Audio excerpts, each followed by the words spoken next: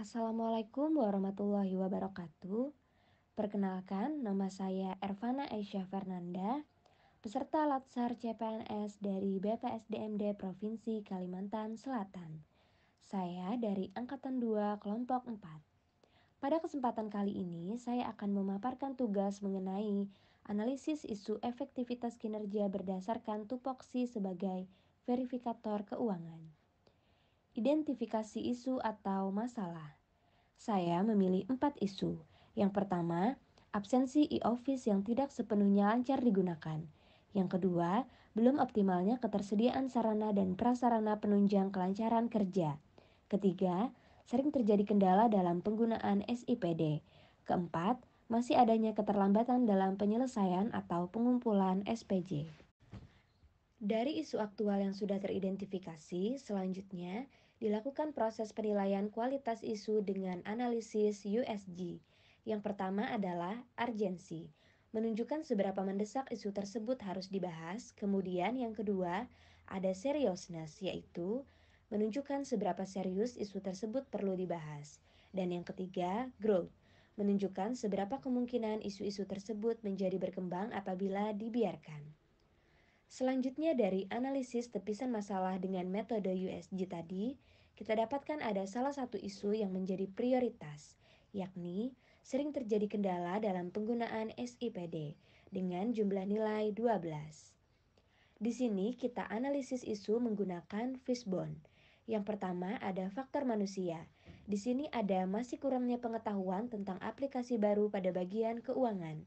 Kemudian yang kedua, ada faktor lingkungan. Sulitnya akses jaringan di sekitar kantor dan banyaknya pengguna SIPD sehingga kadang aplikasi berjalan lambat.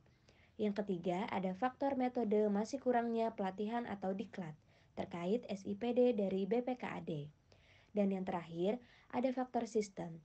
Tidak tersedianya laporan pertanggungjawaban seperti laporan pertanggungjawaban fungsional bendahara pengeluaran dan sistem penatausahaannya bersifat global, sehingga anggaran tidak teratur secara detail. Sehingga ini menyebabkan sering terdapat beberapa kendala dalam penggunaan SIPD. Kemudian kita melakukan analisis SWOT. Dari segi strength atau kekuatan, optimalisasi pemahaman terkait SIPD dapat meningkatkan kinerja.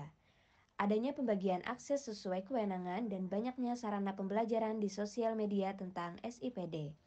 Namun dari segi weakness atau kelemahan, kurangnya SDM yang benar-benar memahami cara penggunaan SIPD, kurangnya sosialisasi mengenai SIPD dari BPKAD, dan SIPD yang belum sempurna. Dari segi opportunity atau peluang, SIPD bisa menjadi salah satu acuan pemantauan realisasi keuangan dan koordinasi yang baik dengan BPKAD tentang SIPD. Namun dari segi ancaman atau threat, pelaksanaan realisasi kegiatan dapat melebihi anggaran yang ditentukan. Aplikasi SIPD yang sering update tanpa pemberitahuan dari pusat dan sulitnya akses jaringan. Analisis-analisis sebelumnya kemudian menghasilkan tabel rekomendasi penyelesaian masalah. Terdapat dua alternatif penyelesaian masalah, yaitu mengikuti pelatihan atau diklat terkait pengelolaan SIPD dari BPKAD dan membuat file bantu untuk mengetahui realisasi kegiatan. Kedua alternatif tersebut kemudian dijabarkan menjadi tahapan-tahapan alternatif, hasil yang diharapkan, serta para pihak yang dilibatkan dalam pelaksanaan alternatif penyelesaian.